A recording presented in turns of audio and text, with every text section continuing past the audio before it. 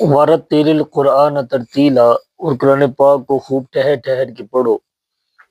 اللہ تعالیٰ نے یہاں ارشاد فرمایا کہ قرآن پاک کو خوب ٹھہر ٹھہر کے پڑھنا چاہیے۔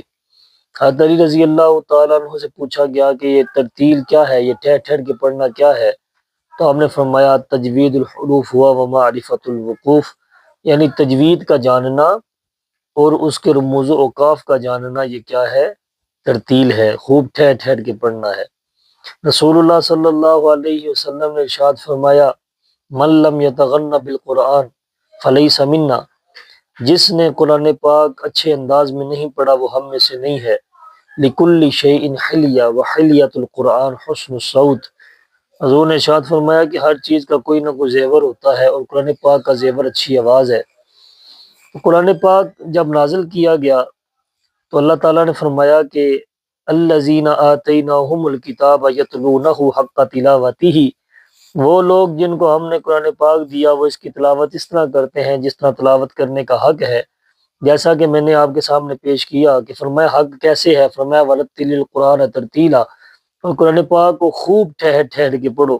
جب پوچھا گیا کہ ٹھہر کے پڑھنا کیا ہے، فرمایا التجوید الحروف ہوا و معرفت الوقوف، تجوید کو جاننا ترتیل ہے، کہاں ٹھہرنا ہے اس کو جاننا ترتیل کہلاتا ہے۔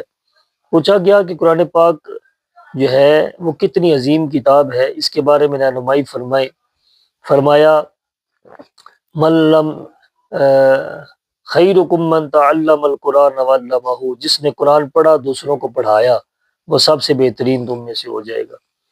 پھر پوچھا گیا کہ اس کتاب کا مقام کیا ہے، فرمایا خیرکم من تعلم القرآن وعلمہ واخذ بما فیہ کان لہ شفیعا ودلیلا الی الجنہ، فرمایا تم میں سے بہتر وہ ہے جس نے قرآن پڑھا دوسروں کو پڑھایا، اور جو کچھ اس کے اندر تھا اس نے عمل کیا تو قیامت والے دن قرآن اس کو پکڑے گا اور شفاعت کرتا ہوا جنت میں لے جائے گا۔